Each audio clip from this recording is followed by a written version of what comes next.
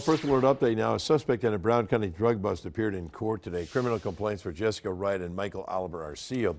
Part of a 7-person arrest made earlier this month after a 6-month investigation. Oliver is accused of 4 felony charges, including conspiracy to manufacture or deliver fentanyl and cocaine.